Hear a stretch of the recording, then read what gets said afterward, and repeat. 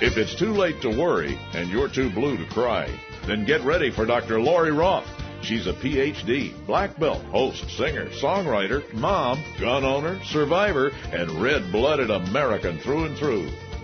From 3,000 feet up in the mountains of Washington, it's the Annie Oakley of the airwaves.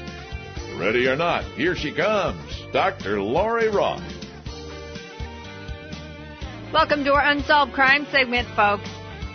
We have some very special guests with us today. Susan Murphy Milano, she is a survivor. She understands suffering and loss with her own family, and she's helped countless thousands of people stay alive and figure out what to do with affidavits, and we'll talk about that. She has brought on Monica Quezon, who's the founder of the Q Center for Missing Persons. And Monica, I'm coughing. I'm sorry. Go ahead and say more. Monica, across the country, deals with missing persons, and you don't see a lot of organizations out there who really understand the family. My favorite line that she uses all the time is to eliminate the space. So sometimes with law enforcement, before she goes down there, she wants them to eliminate some of the spaces because all of her volunteers are volunteers. No, they're not paid. She's not paid. It's donation. Yeah. And for these families, they are the voice, especially in this next case that we're going to be talking about, Alonzo Williams, 20 years old, Rochester, walked away from his home in the 19th Ward in the early mornings on November 22nd. Well, yeah, I'm looking at his picture. I mean, it's just so sad and tragic. He just looks like a young kidlet. And he was. I mean, 20-year-old walking away, and he went missing. I mean, what do you know? I mean, Monica, paint a picture for this case. I mean, this has not been that long ago, but he walked away, and what do we know?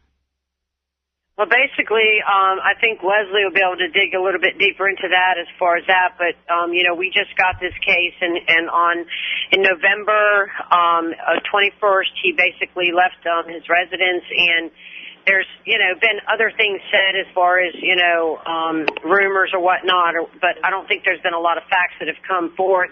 I think it remains a mystery, and, like I said, the family will be able to shed a little bit more light on that, and the spokesperson there. But from my understanding is that there have been no ground searches conducted for him, and there's been a lot of time that was lost opportunity to conduct those searches at the very beginning.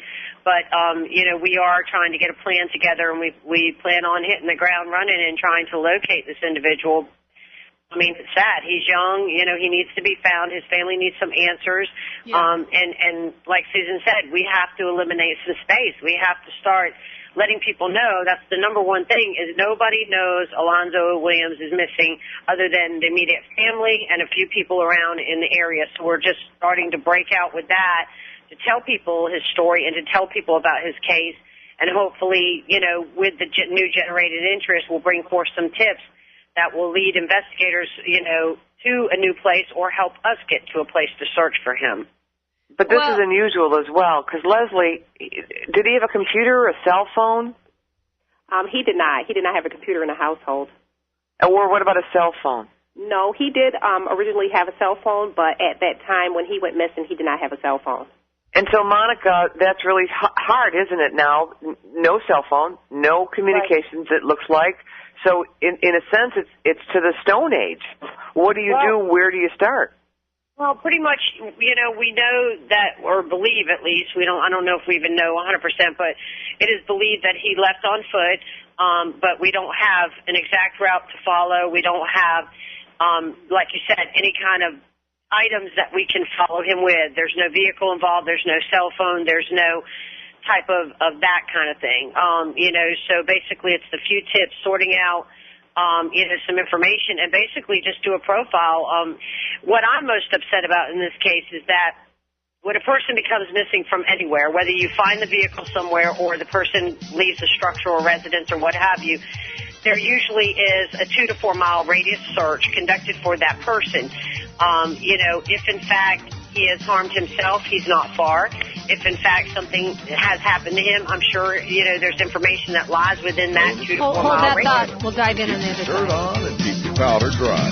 Dr. Lori Roth will be back in just mere moments.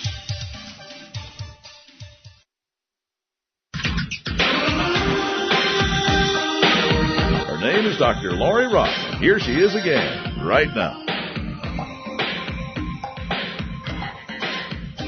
We're talking with Monica Casson, Susan Murphy Milano, and the aunt of Alonzo Williams. And did I get your name right? Was it Leslie? Yes, Leslie. Leslie. Well, welcome aboard.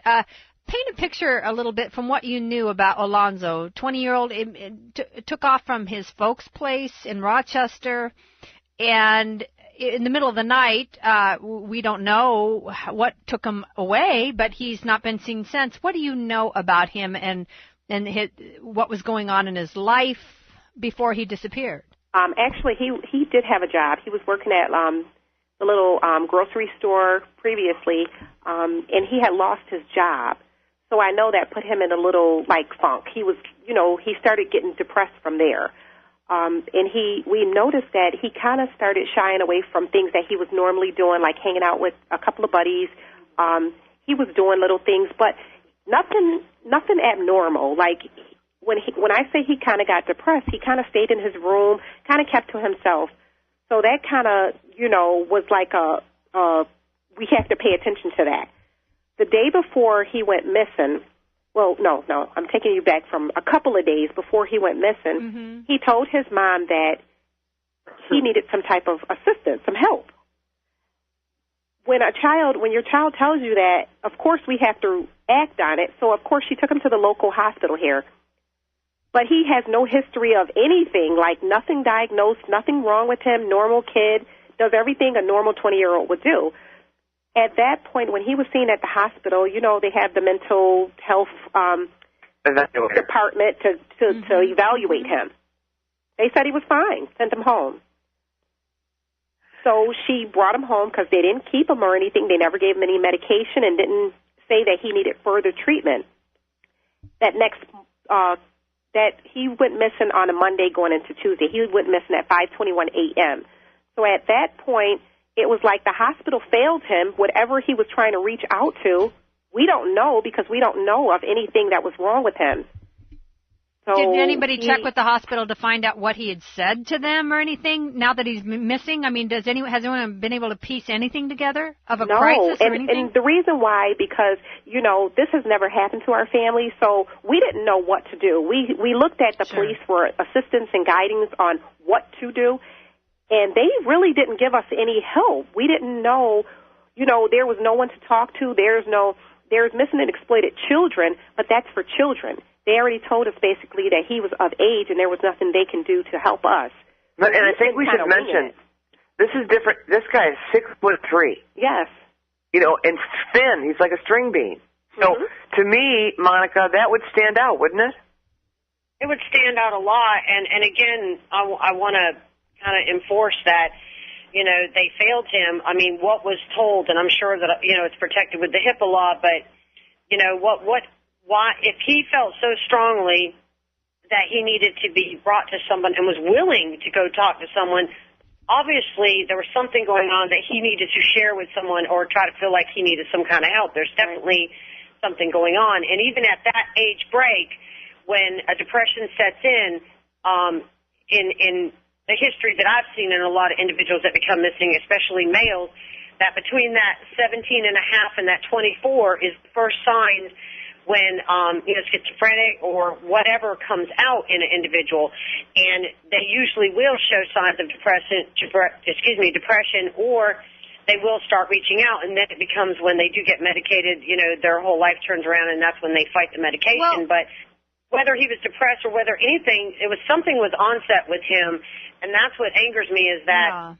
At least keep him for a 24-hour observation and let him speak to some doctors. Because he does it on his own. He says, I need help. We don't see that. So that's a key right there. So did anyone check?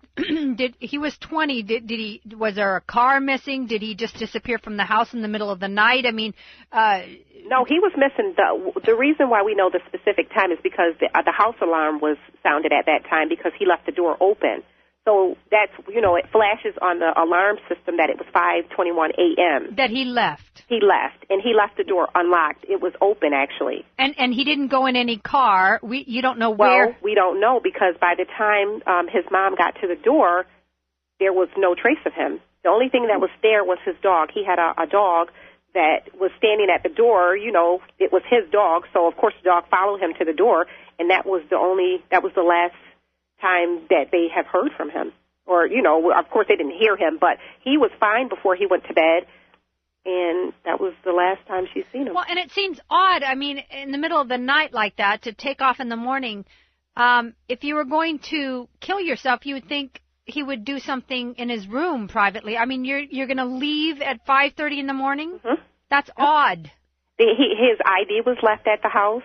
He had nothing with him. The only thing he had on was the clothes he was wearing. That was it. Do you know if he had shoes on? There were a pair of Jordan sneakers that was gone, that he was wearing around that, you know, the days before, so they were missing. So the last thing he was seen, you know, wearing was like some blue jeans, a black leather jacket, like a hoodie, and a baseball cap. Now, did anyone record him, notice he was on the phone with someone? Did he have an altercation with anyone? Would there have been anyone he would have called? Well, we did. Or met? We did pull the records from the house phone. Like I said, he didn't have a cell phone, and there was no calls placed that morning. What about a girlfriend? Did he date somebody? Did he have a best friend? He did have a best friend. The best friend has not been around, but the police has talked to him. What do you mean the best friend hasn't been around to come? See, wait, Monica, I don't get this. This is somebody you hang around with, you know. Yeah. What is wrong with these people that they just suddenly go into the woodwork? Well, the reason why I said his best friend, he does have a best friend. We told the police of his best friend, of course, you know, this was somebody who really, really knew him, but we can't make the best friend talk. No, that's what I'm saying, but he should at least come over. Yeah. I mean, have we changed much, everybody, that as a society we don't even check on somebody that we know to see if they're okay or just to see how the parents are doing? We don't do that, do we? No. I know if something happened to one of my children's friends or not, I would definitely be going checking on them, and I just, you know, that's usually an indicator that somebody knows something when they stay away, because there's no reason why anybody wouldn't come by and like even just call the mother or check in with the family and say, have you heard anything? Right. And his family, we haven't heard anything from his best friend's family. I mean, no one. And this is someone, I'm talking about best friend, like used to be over their house like every day. See, that doesn't make sense to me. No? So what is it we can physically do as a family ourselves, and we've told the police, you know, this, but, I mean, there's really nothing they can do. This is what they told us. There's nothing they can do but talk to him.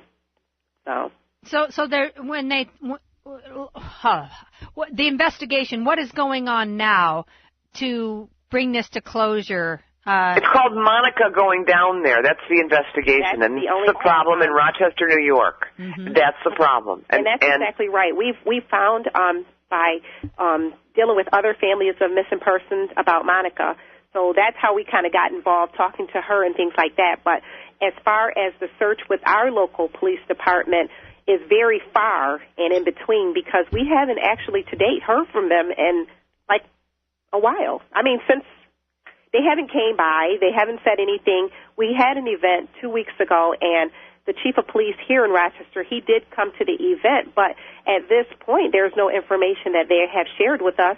So we're asking the same questions, you know, what's being done. And at this point, they have no answers, and we're tired of hearing, like, we're doing the best we could, you know, blah, blah, blah. And basically, we feel like they're not doing anything. Well, I can't even imagine it. I mean, of course you would.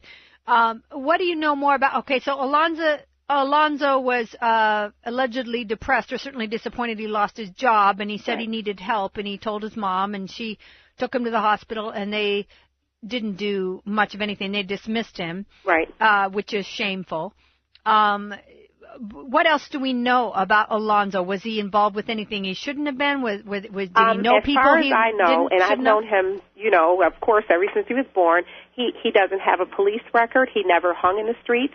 He doesn't affiliate himself with a bunch of kids. He had a selective group of friends that he would hang around, and I'm talking about like maybe 2 or 3 kids. And there's like one other guy but he's around. He's involved. He tries to help out as much as he could, pass out flyers. So he's present. But like I said, the other kid, you know, that he was with all the time. He's not present. But his behavior, I mean, this is very, very abnormal for him because he's never, to the least, stayed the night out. So to be missing for this long... So he wasn't particularly an acting out type kid. He wasn't a drug kid. He wasn't a gang kid. He wasn't a bad kid. Never had a record, never got arrested, nothing. Absolutely nothing. And he's 6'3", so he's got tattoos. He's on his left hand and chest. Mm-hmm. And, this isn't brain surgery. I mean, this guy's tall, Monica. This should be a factor, shouldn't it? Right. And all his teachers have positive things to say about him when he was in high school. I mean, there's, even at his little local job at the Tops Market here, no one has nothing bad to say about him. Everybody who has came across him, like, all he do is smile. He's always smiling. I mean, harmless kids. So when this behavior, the reason why we're putting our all into this and we're reaching out to anyone who will listen to our story is because this is really abnormal behavior. Something's not right. No. And we cannot stop until we figure out what's going on. So, Monica, what's the plan, and where can people call if they have any idea and or have seen Alonzo or heard from him, or they have any clue what's going on in Rochester? Where do they go to?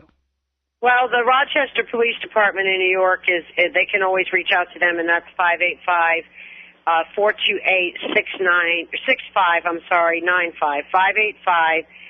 585-428-6595. And, of course, we have a profile for him on our website because he has a registered case, and that's at ncmissingpersons.org, www.ncmissingpersons.org. You just click on Alonzo's profile. You can submit a tip and remain anonymous there. You can email us directly. We're just asking if anyone saw him or knows or even heard of what possibly he could have, happened to him. He had to have told someone what he was going to do, or he had to have shared something with somebody, that of other thoughts other than, obviously he was in some kind of distress. I mean, he reached out to his mother. That means a lot. That says a lot for his character, that he reached out to family and said, I need some help. Something's wrong with me, okay? So he didn't get that help there. So where did he go? Where did he think, what kind of ideas did he have in his head? Did he just, someone else that could help? Is there a program he found that he checked himself in? It could be anything. I mean, if there was a little mental illness brewing, if there was depression that turned clinical, if there was schizophrenia. I mean, my PhD's in counseling and crisis counseling.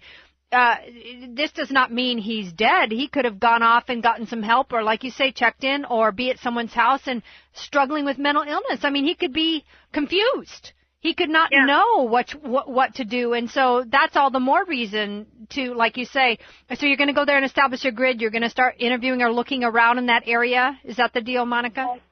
When we get up there, we want to definitely look at the entire area, 2 to 4 miles, surrounding the area. We also want to. There's one or two little tips that I want to revisit and find out more about them. But basically, we want to start searching for him.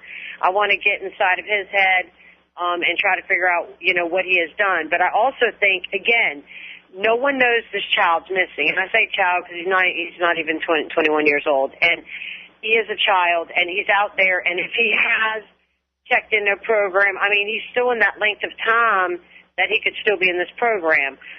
He could have, who knows what he could have done, but the bottom line is, until people know he's missing and that information gets out there in a big way, how do you ever expect to get any kind of tips or any kind of leads or even find someone who may have seen him? Somebody was going to work that morning. That's right. Somebody was riding on a bus that went by. People were out. People are out all times of day and night. People see things. And it's even a better chance that you can jog someone's memory because who is out at 5 o'clock in the morning? So it's usually someone coming home from work or going to work, a nurse stopping at a store to get coffee. Give out the phone number one more time for the police department and your website, please. Okay, it's 585-428-6595 is the Rochester Police. They can also reach us at www.ncmissingpersons.org or call our 24-hour line, which is 910-232-1687. We'll be back.